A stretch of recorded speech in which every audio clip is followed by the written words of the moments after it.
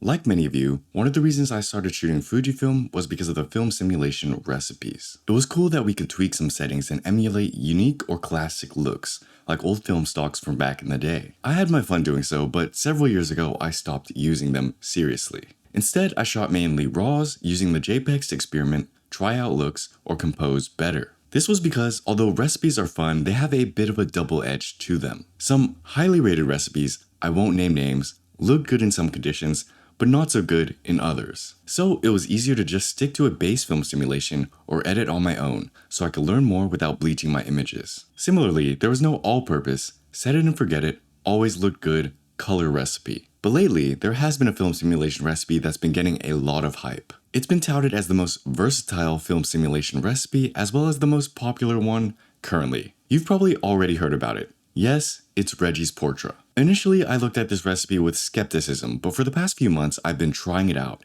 and the things I've learned when using it surprised me, and have even changed my entire workflow. So I'll share everything I've learned about Reggie's Portra with you. Let's begin. Disclaimer, some of the photos shown will be straight out of camera, others with slight adjustments to them in Lightroom, which we'll talk about in a bit.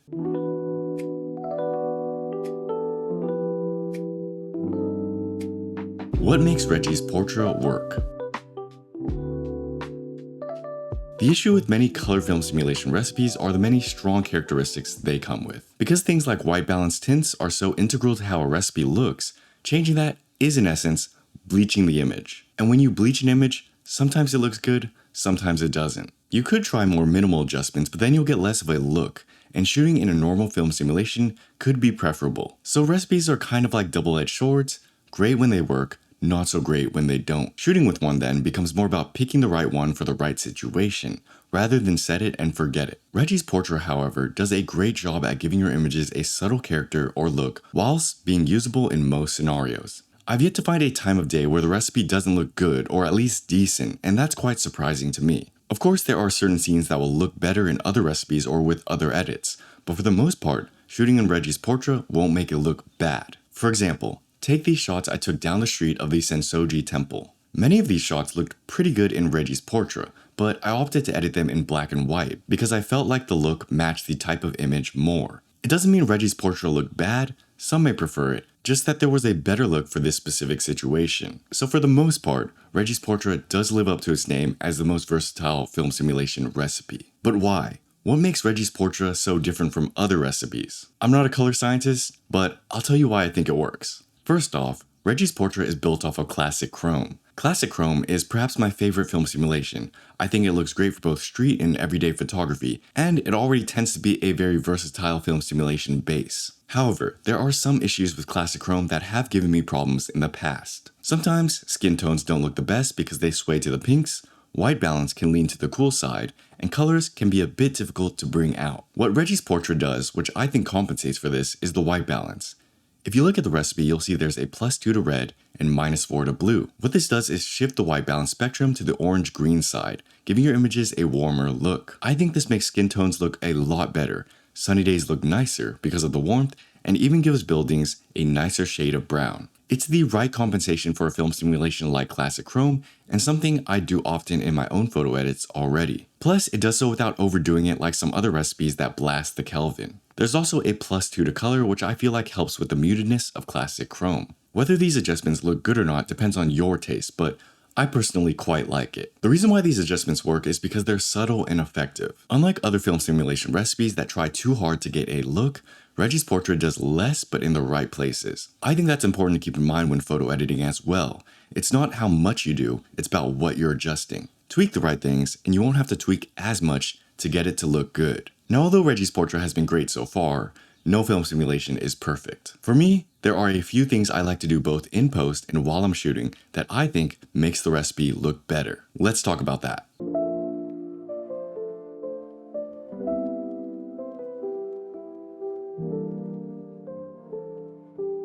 Adjustments to Reggie's Portra. In general, the look of Reggie's Portra is quite solid.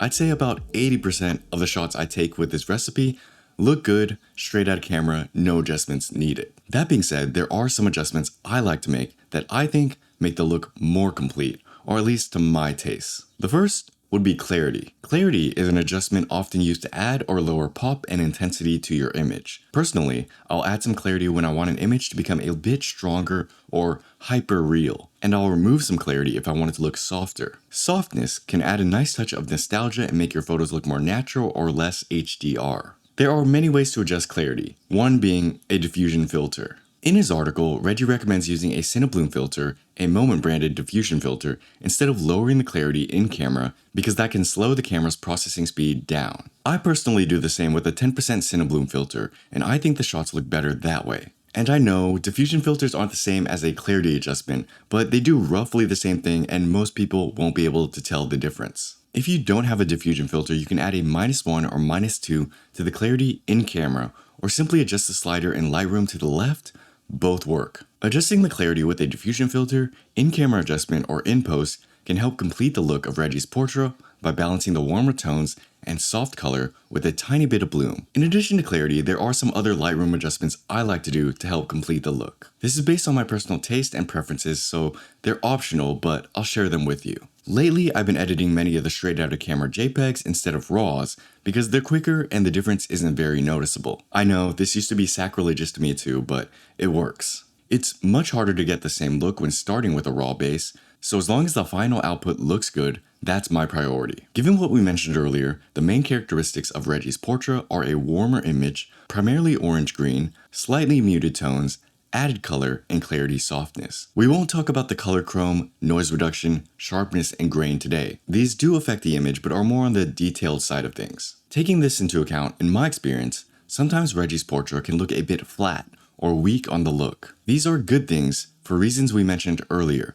but a slight adjustment in post can give you a better result in situations where you want it. For example, some of these shots I took around the Shibuya station in Tokyo felt like they needed a bit more oomph. So in situations like these, where I want to bring out Reggie's Portra more, I'll start by adding some orange to the white balance, usually +3 to +5. Then, if the image permits, meaning it looks good, I'll also do a -3 on the green magenta slider. I think an orange-green look in general has a timelessness to it that I like in many of my edits. Now, what you may notice is that when editing JPEGs, adjusting the white balance can adjust exposure as well visually. To compensate for this, I'll typically lower the exposure by a tick or two, -0.1 to -0.2 on an evenly exposed image. Sometimes I'll also add a bit of contrast, +5, to even things out. This is just to deepen the shadows because Reggie's Portra can occasionally feel a bit lifted. Again, these are adjustments based on my personal preferences, so if you don't like the look, stick to the typical Reggie's Portra. I will, however, be trying these adjustments in camera to see if I can polish the look up to my taste, and I'll have to update you guys on that in the future. All in all, although a few parts of this video might seem a bit critical, I actually really like Reggie's Portra a lot. I just nitpick because I'm aiming for something specific, and you kind of have to if you want to understand something better. But overall, using Reggie's Portra has been a similar experience to using newspaper, my favorite black and white recipe. It gives me a result I'm more than happy with, where many times I prefer the straight out of camera look without having to photo edit. It encompasses a look I've been trying to get for my own classic chrome images for a long time, but could never figure out and had to do in post. In fact, the usefulness of Reggie's Portra has changed my workflow entirely. Because I can get a near complete image, looking how I want it to without editing or with minimal editing, it speeds up the entire process. I simply approve and export photos, straightening things out or adjusting as I see fit. And I keep the RAWs for backup or if the image demands a different aesthetic. Getting through a folder of a trip of more than 1,500 images is so much faster now. The look itself works great as an all-purpose, straight-out-of-camera color recipe, and I can safely recommend it to those who only want to shoot JPEG. Of course, I still recommend everyone learn the basics of photo editing. It's not that hard, it'll give you clarity on what you're doing, what adjustments you're actually making, and why certain looks aren't working. But if you want to set it and forget it recipe, straight out of camera, you can't go wrong with this one. It truly does live up to its reputation and is probably one of the better, if not best, color recipes I've used. Thank you to Reggie for making this recipe.